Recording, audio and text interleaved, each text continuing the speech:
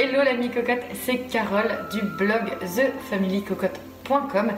J'espère que tu vas bien, que tu as passé un très bon début de semaine. Aujourd'hui c'est mercredi et donc nouvelle vidéo. Et oui, le chien s'invite aussi sur la vidéo. En tout cas, si tu viens faire partie des nouveaux abonnés de la chaîne YouTube The Family Cocotte, je te souhaite la bienvenue. Bien entendu, tu peux découvrir également toutes nos aventures familiales zéro déchet et minimalistes sur le blog thefamilycocotte.com. Moi, c'est Carole. Et donc pour cette nouvelle vidéo, je vais te parler de livres et pas n'importe quel livre, puisqu'en fait je vais parler de livres qui ont eu de l'importance pour moi, pour notre transition familiale. Donc tu vas pouvoir découvrir des livres divers d'auteurs très différents, mais qui ont eu un impact important et qui m'ont permis en fait aussi de découvrir, de pouvoir aussi avoir une prise de conscience ou d'avoir certaines pistes d'action. Alors j'ai pris dans ma bibliothèque les livres qui ont eu, comme je te disais, de l'importance pour moi et puis en fait toute notre aventure. Alors on va commencer par le premier livre. Le tout premier livre, c'est le livre de Bea Johnson. Je vous mettrai toute la liste en dessous pour pouvoir vous y retrouver. Bea Johnson qui est, si je puis dire, la papesse en fait du zéro déchet. Et concrètement, son livre, c'est une mine d'or pour découvrir les actions pièce par pièce que l'on peut mettre, et il y a une énorme prise de conscience aussi sur notre surconsommation et sur tous les objets qui nous entourent. Alors après on découvre un livre un peu plus fun qui est l'Écolo Book. C'est vraiment en fait des découvertes mises par date. Ici en fait c'est le professeur Feuillage, ils ont une super chaîne YouTube aussi que vous pouvez découvrir. Donc une très belle découverte. On reste dans le zéro déchet avec une très belle personnalité. On va retrouver Laetitia dans des aventures en fait zéro déchet, mais elle, ce qui est important, c'est vraiment le côté anti-gaspi, et j'ai adoré l'astuce notamment pour planter soi-même les graines en fait que l'on trouve dans les fruits de notre alimentation. Alors on va retrouver le livre Famille en transition de Famille zéro déchet avec Jérémy Pichon et Bénédicte Moret. Super livre, vraiment ça permet d'aller encore plus loin dans la connaissance et le pourquoi limiter et aller vers le zéro déchet.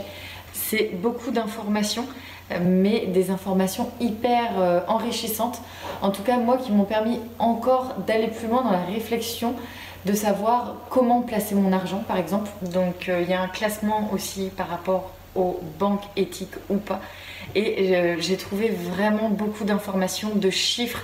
C'est du lourd, mais du lourd qui est hyper impactant. Alors on va passer sur un livre qui m'a permis aussi de faire un grand tri. On ne la présente plus. Le livre L'étincelle du bonheur de Marie Kondo. C'est véritablement aussi une prise de conscience sur le minimalisme et la façon en fait dont on trie. C'est important de ne plus être attaché en fait aux objets, de se détacher comme ça, de prendre conscience que l'on est attaché aux objets juste par rapport à leur valeur sentimentale. Alors je dis juste, mais la valeur sentimentale, elle est énorme, parce qu'un objet peut avoir une valeur quasi nulle au niveau financier et pourtant avoir énormément de valeur dans notre cœur. Et ça m'a permis aussi vraiment de prendre conscience de l'attachement aux objets. Alors moi, dans ma démarche, j'avais commencé déjà à me détacher du côté matériel, mais ça m'a permis d'aller encore plus loin et de comprendre aussi l'impact des objets sur l'homme en fait, sur notre personne. Alors maintenant, on va passer à une découverte de livres je vais pas dire zéro déchet ou minimalisme, mais ça a eu une importance aussi. Ça va être sur notre façon de nous alimenter.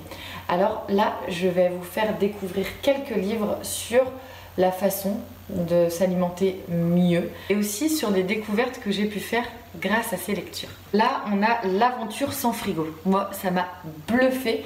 Je ne suis pas prête à enlever mon frigo, mais je peux vous dire que déjà, ça permet de prendre conscience d'un tout autre monde et que on peut forcément minimiser aussi l'impact de nos frigos et de nos congélateurs sur notre vie. On a la famille sans supermarché. Alors ça, c'est véritablement quelque chose qui m'a permis de comprendre aussi comment la plupart des personnes fonctionnaient.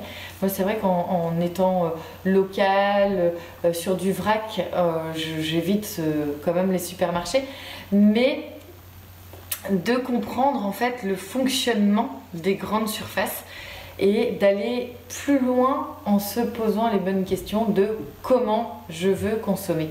Ça, c'est aussi un très très bon livre.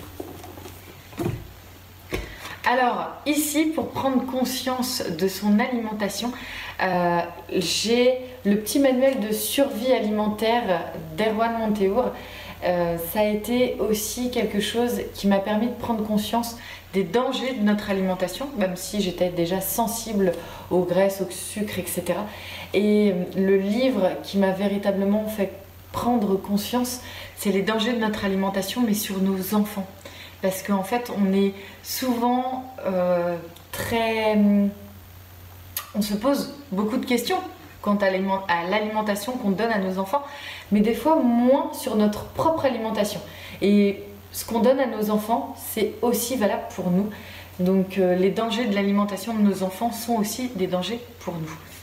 Après avoir parlé zéro déchet, du minimalisme, de l'alimentation, là je vais rentrer dans un sujet qui va être le sujet de l'environnement. Alors c'est des livres qui ont pris une valeur dans mon cheminement. Je dirais que si j'avais commencé par ces livres-là, je ne sais pas si j'aurais eu cette prise de conscience au niveau de l'environnement, mais en tout cas, ça m'a permis d'avoir vraiment une ouverture sur l'environnement et sur l'importance de notre planète. Donc, pour les personnes qui connaissent, c'est Pierre Rabhi, le manifeste pour la Terre et l'humanisme. Alors, je ne vais pas refaire la lecture, mais c'est vraiment une prise de conscience, hein, je vous disais tout à l'heure, sur l'état de notre planète et puis aussi sur l'état de l'homme qui y vit. On va rester sur le même auteur, Pierre Rabhi.